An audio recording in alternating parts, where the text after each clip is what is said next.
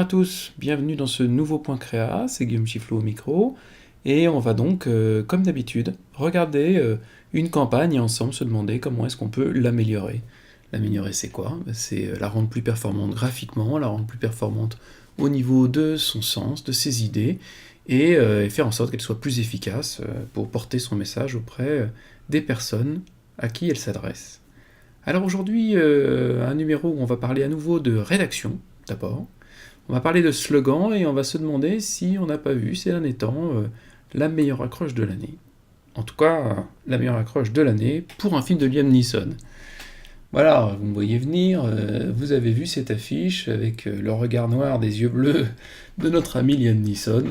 Une affiche voilà, qui est en abribus et en affichage dans les rues de France pour ce film Sang Froid qui est sorti le 27 février dernier. Alors, qu'est-ce que c'est Sang Froid? C'est comme d'habitude un film où Liam Neeson va se venger de quelque chose et tuer un nombre incalculable de gens, si possible faire exploser quelques véhicules et en gros réduire la population mondiale de quelques déciles grâce à son intervention musclée et déterminée. Liam Neeson s'est un peu spécialisé dans ce genre de film, ça n'est jamais qu'un nouveau film de ce type-là, le Transporteur, ces choses-là, Jason Statham, c'est un genre de film, qui n'a pas forcément bonne presse, mais qui remporte à chaque fois son petit succès. Mais ce qui est intéressant là, c'est pas tant cette affiche extrêmement classique que vous allez voir les accroches qui lui servent de promotion. Alors, première chose peut-être, quand on regarde cette affiche, impact graphique. C'est assez joli, c'est une belle affiche, on a un joli fond de neige, on imagine bien, sur lequel la silhouette de Liam Neeson vient se découper avec cet effet qui devient vraiment un marronnier de la communication graphique, cet effet à la True Detective, voilà, avec l'image dans l'image. C'est finalement assez banal, et jusque-là, on se dit, tiens zut, encore un Liam Neeson, ça va sans doute être formidablement inintéressant et ressemblant au précédent, sauf que ça va se passer dans la neige, puisqu'il est question de froid. D'ailleurs, puisqu'on parle de froid, le titre du film en français, c'est donc Sang Froid. Alors, Sang Froid, pour ceux qui savent, ça a déjà été utilisé. D'abord très récemment par nos amis canadiens-français, qui avaient traduit ainsi Drive, le film avec Ryan Gosling. Voilà, puisque nos amis canadiens ont en général, beaucoup plus que nous, la bonne idée de traduire les titres de films américains en français. Ils avaient traduit donc Drive par Sang Froid. Et surtout, encore plus connu, Sang Froid, c'est surtout le titre d'un roman, d'un livre de Truman Capote des années 50, qui avait lui-même d'ailleurs d'abord eu un grand succès, mais avait donné lieu ensuite à une adaptation cinématographique par Richard Brooks, et surtout avec une musique assez célèbre de Quincy Jones, qui avait marqué son époque. Bref, de Sang Froid, c'est pas nouveau, et c'est pas comme ça qu'on va se précipiter au cinéma, à moins que ce soit vraiment compulsif, je vois Listen et je vais au cinéma. A priori, non. Et qu'est-ce qui fait que cela attire notre attention? C'est ça, c'est cette accroche que je trouve incroyable. De loin, le meilleur film où Liam Neeson tue tout le monde. Voilà, alors c'est une citation comme d'habitude, comme c'est souvent le cas dans les affiches, c'est une citation de magazine. C'est assez étonnant quand même, d'ailleurs, il ne s'agit que de magazines américains sur ces affiches IndieWire, Entertainment Weekly, IGN. En tout cas, voilà une accroche qui donne tout d'un coup un aspect très sympathique à cette sortie de film. D'abord parce que la meilleure manière de se rendre sympathique et d'attirer l'attention, c'est pas de provoquer, d'agresser, c'est de rire. Et c'est surtout de rire de soi. Voilà, un bon exemple d'humour, d'autodérision, d'humour autodépréciateur, comme diraient nos amis anglais, self-deprecating humor. Ça nous rend sympathique tout de suite ce Liam Neeson, qui pourtant n'a pas l'air très différent des précédents, mais voilà. De loin, le meilleur film où Liam Neeson tue tout le monde, chouette accroche. Moi je trouve franchement que des accroches et des slogans de films, c'est celui qui m'a le plus accroché, en tout cas depuis le début de l'année, et depuis un bon moment. Une accroche très simple, très bien trouvée, très bien écrite, qui pourrait paraître un petit peu étrange, parce que finalement, c'est pas un concept comme on l'imagine classiquement, c'est pas le brief qu'on attendait. D'ailleurs, c'est intéressant, parce que le brief tel qu'on l'attendait, il est sur l'affiche. Quand on regarde bien, en fait, il y a déjà une accroche sur cette affiche que j'avais même pas vue, que j'ai découvert après en regardant l'affiche de plus près. Cette accroche, c'est La vengeance se mange glacée. Et effectivement, c'est une accroche assez classique. Et surtout, ça pose la question de qu'est-ce qu'on va dire pour intéresser les gens, pour qu'ils aillent voir un film comme celui-là.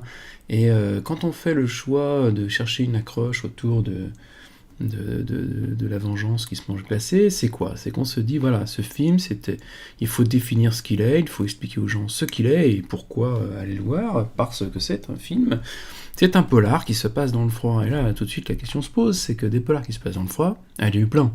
Énormément, on se souvient d'Insomnia, on se souvient de toute cette vague de polars venus des pays du Nord, de Norvège, voilà, et finalement, ça ne fait pas émerger. Alors, c'est une bonne accroche, hein. La vengeance se mange glacé, c'est bien trouvé, c'est un détournement classique. Je prends une expression, la vengeance est un plat qui se mange froid, et puis, puisque je veux dire que c'est un polar qui se passe dans le Grand Nord et dans le froid, eh bien je vais dire la vengeance est un plat qui se mange, non pas froid, mais glacé. Bon, il y a une petite surenchère, mais en fait, en vrai, en y réfléchissant, ça manque un petit peu d'exceptionnel, ça ne nous dit pas enfin un film qui parle de vengeance dans le froid, comme vous ne l'avez jamais vu. Alors, on aurait pu aller un petit peu plus loin en écrivant, voilà, jamais la vengeance ne s'est mangée aussi froid. C'est peu de choses, hein. La différence, c'est jamais. C'est vous n'aviez jamais vu un film comme ça. Bon, peut-être plus de chances que ce soit incitatif que de juste nous rappeler que la vengeance, c'est un plat qui se mange froid.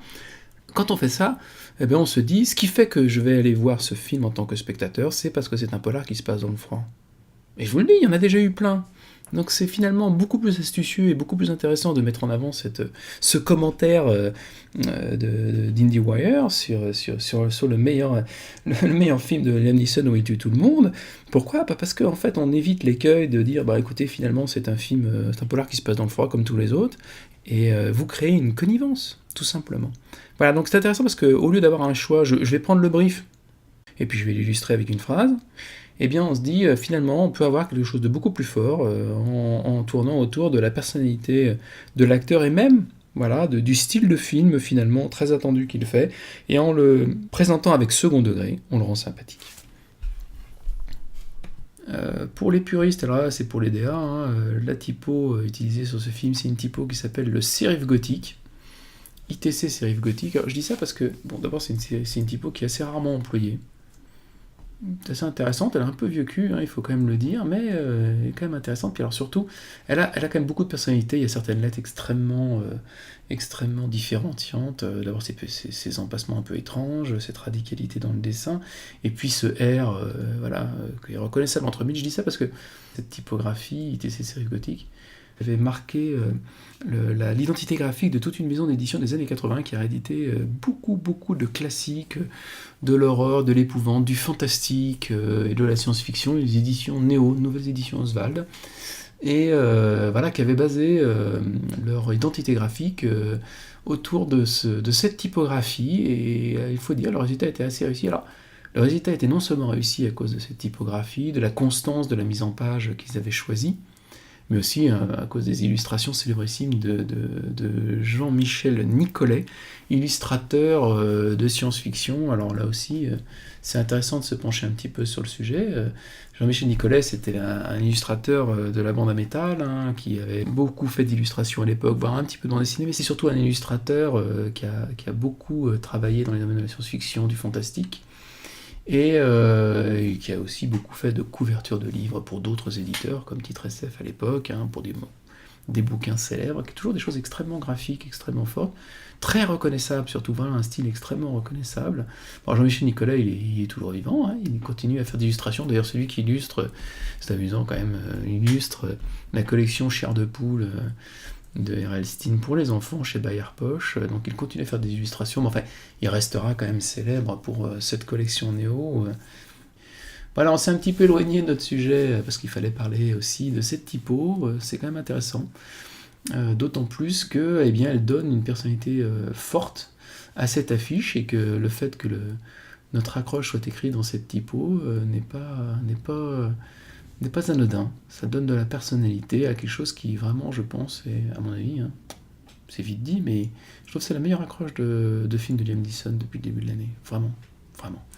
Voilà, je vous remercie de votre attention. On se retrouve très bientôt pour reparler de publicité, et n'oubliez pas de vous abonner à la chaîne pour être tenu au courant des prochaines vidéos.